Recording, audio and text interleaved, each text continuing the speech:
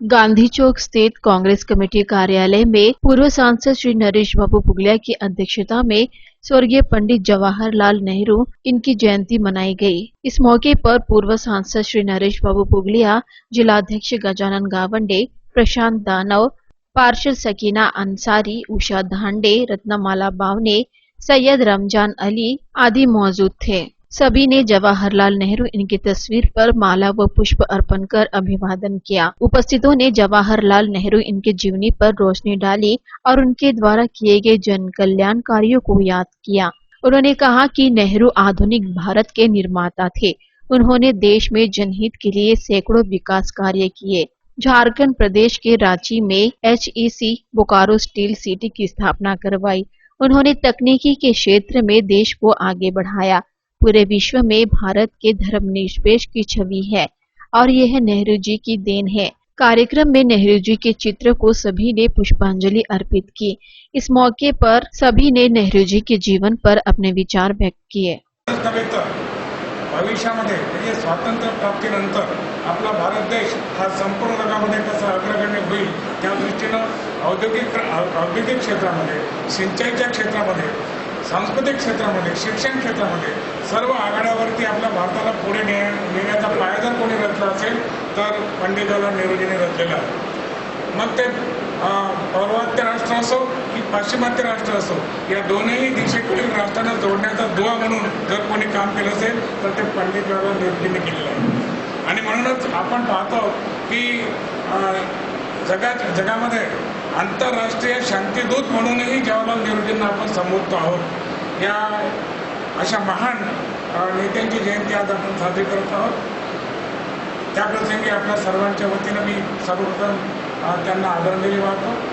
देशामध्ये ज्या लोकांना खायला अन्न नव्हतं, ज्यावेळेस मिलो मिळत होता, त्यावेळेस इंदिरा गांधी यांनी सुद्धा या गोरगरीब जनतेला जवळ घेऊन त्यांच्या सगळ्या समस्या सोडवल्या। त्या सोडवल्याच्या नंतर आज देशामध्ये गरिबाच्या जवळ पैसा आला।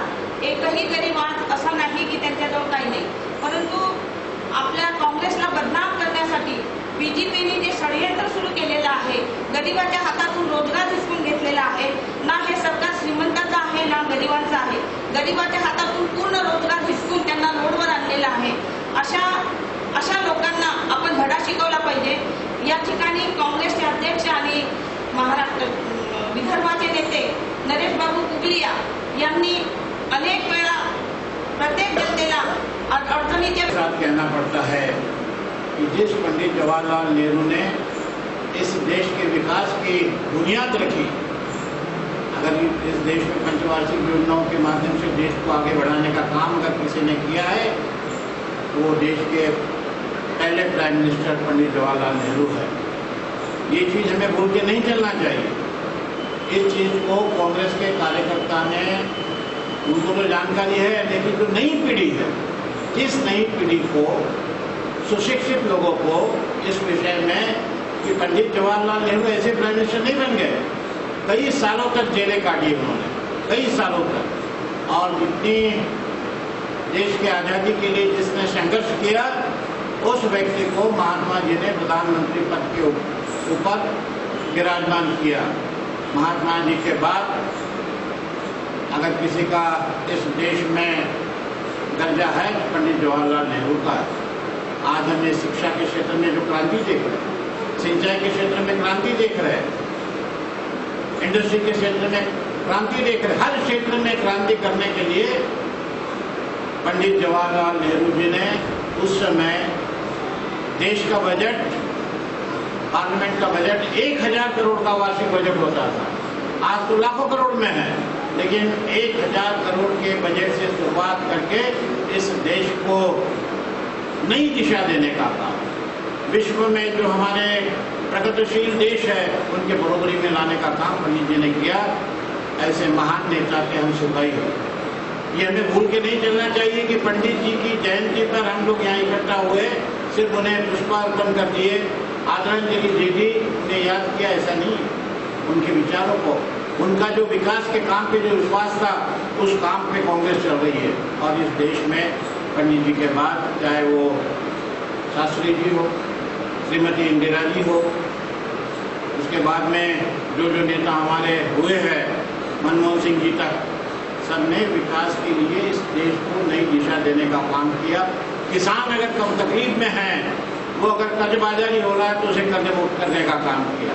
मजदूर अगर तकलीफ में है, ये बाबूलाल जी बैठे हमारे पास जिन्होंने अपने विचार रखे, 3 रुपये रोजी में यहाँ पौधे में काम करते थे, लेकिन राष्ट्रीयकरण के बाद आज हमारा कामगार 50 से 60 हजार रुपये प्रति माह ले रहा है। ये किसकी देन है? श्रीमती इंदिरा गांधी की देन है। राजीव जी ने हमें मोबाइल हमारे हाथ में पकड़ाया, कलर टीवी हमारे हाथ में पकड़ाया देखने के लिए, और उसी प्रकार से साइंस में क्रांति हुई थी। क्रांति के जनक कंप्यूटर से लगा के इसके जनक अगर हुई है तो राजीव गांधी है। लोगों का कहना है कि गांधी परिवार की बखूबी है। गांधी परिवार की बखूबी नहीं, गांधी परिवार के हर व्यक्ति ने, नेहरू जी से लगाकर सोनिया जी तक, हर व्यक्ति इस देश के विकास के लिए, इस देश के बहुत गरीब जनता से लगा के हर व्यक्ति के लिए, विद्यार्थियों के लिए, युवाओं के लिए, कामगारों के लिए, किसानों के लिए उन्होंने अपना बलिदान दिया है, अपना योगदान दिया और आज भी योगदान दे रहे हैं। इसलिए हम लोग उनके पीछे हैं और ये हमारे कांग्रेस पार्टी की शान है। नेहरू गांधी परिवार ये कांग्रेस पार्टी की शान है। आज बीजेपी बड़े तेजी से बोलती है, कई चीजें आपके हमारे सामने रखती है, लेकिन इन्हें अगर देश चलाने की अकल होती तो आज देश की गरीब जनता, सर्वसाधारण जनता अपने खुद के पैसों के लिए बैंकों के सामने, एटीएम के सामने लाइन लगा के नहीं खड़े हुए थे। अरे भाई, आपने काला धन निकालने के लिए कोशिश की, हम उसका स्वागत करते हैं, लेकिन काला धन देश के 5% 10% लोगों के पास है। 90% लोग पूरी ईमानदारी के साथ, पूरे मेहनत के साथ अपनी बचत को बैंकों में रखते हैं। अगर समय पे उनकी बचत, आपको काला धन निकालना था, नोट बंद करने थे, आपने किया, लेकिन उसकी पर्यायी व्यवस्था उसके पहले करनी थी, ताकि मेरे देश की जनता को बैंकों में 4-4 6-6 घंटा अटक, एक शहर में तो 3.5 किलोमीटर लंबी लाइन, कुछ लोगों ने तो दम तोड़ दिया वहां पे, बीमार लोग, फिजिकली हैंडीकैप को नहीं, अपंग व्यक्ति भी लाइन में खड़ा रहे, बुजुर्ग भी खड़ा रहे। लेकिन कल उन्हें अकल आई और कल फाइनेंस मिनिस्टर ने स्टेटमेंट दिया है कि फिजिकली हैंडीकैप और महिलाओं के लिए अलग क्यू। अरे क्यू लगाने की नौबत क्यों लाई आपने? आपने जो क्यू लगाने की नौबत लाई है, इसीलिए अपना काम धाम छोड़ के, अपना व्यापार छोड़ के, अपनी नौकरी छोड़ के, हमारे विद्यार्थी अपनी पढ़ाई छोड़ के एटीएम के सामने दिन दिन भर खड़े हैं। साथियों, देश चलाना बेअक्ल लोगों का काम नहीं, उसके लिए एक विजन लगता है, एक दूरदृष्टि लगती है। वो दूरदृष्टि कांग्रेस के नेताओं में और कांग्रेस के कार्यकर्ता में है। हमारा सरपंच अगर कांग्रेस का है तो अपने ग्रामीण विकास को दिशा देने का काम हमारा सरपंच करता है।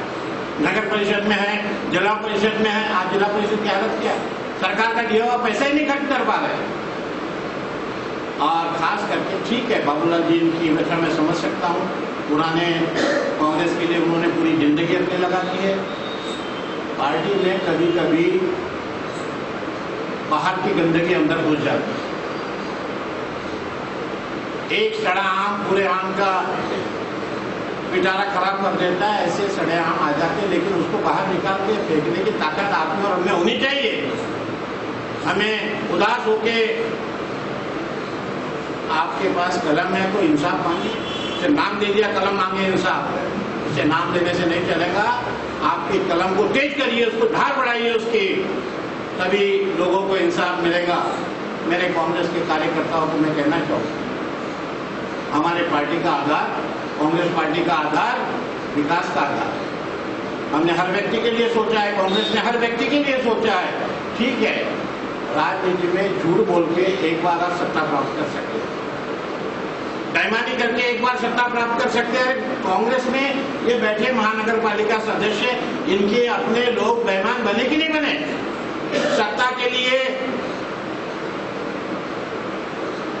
गंदी चीज खाने की जिनको आदत होती है, उनको पक्ष की विचारधारा से कोई संबंध नहीं रहता, पक्ष की आइडियोलॉजी से कोई संबंध नहीं होता है। उन्हें संबंध हराम का माल खाने से होता है। गलत लोग भी कभी कभी पार्टी में घुस जाते हैं।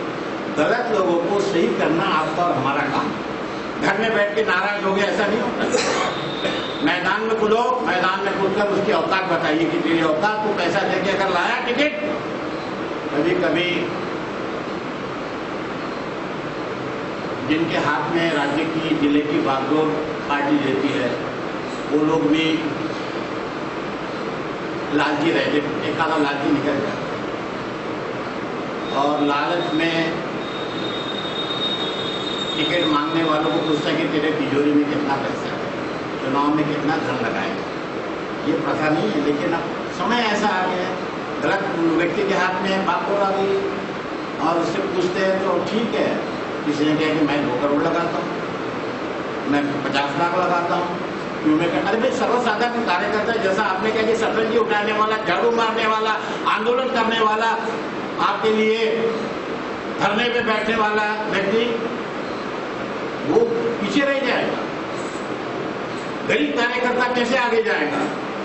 और मैं उम्मीद करता हूं कि हमें निराशावादी नहीं रहना चाहिए, आशावादी रहना। याद रखें, हमारे सीनियर राष्ट्रीय नेताओं ने इंदिरा जी को आंख बताने की कोशिश की, तो आंख नहीं, उनका पूरा शरीर कांग्रेस से बाहर जाने के लिए उनको नौबत आई और इंदिरा कांग्रेस का झंडा बुलंद किया है। 77, 78 याद करिए, बुजुर्ग लोगों से मैं बाबूलाल याद करिए, 70 अशोक याद करो, 77, 78 में क्या हुआ था। हमारे जैसे 6 नहीं, मेरे हाथ में 9 अथॉरिटी लेटर पूरे थे। एक भी आदमी इंदिरा कांग्रेस का टिकट लेने के लिए तैयार नहीं था 78 में। मैं जिला युवक कांग्रेस का अध्यक्ष था, मुझे 9 अथॉरिटी लेटर पूरे दिए गए, 9 सीटें लड़ाई और 7-8 सीटें हमने जीत ली। उसमें मैं भी कुछ जीत के आया 78 में। पैसे के लालच में उनको टिकट देते हैं तो उसको उसकी जगह बता दो, हित में नहीं है, उसको विकास की जान नहीं है, वो जनता के बीच में शहर का विकास नहीं कर सकता या अपने कॉन्स्टिट्यूंसी का विकास नहीं कर सकता। ऐसे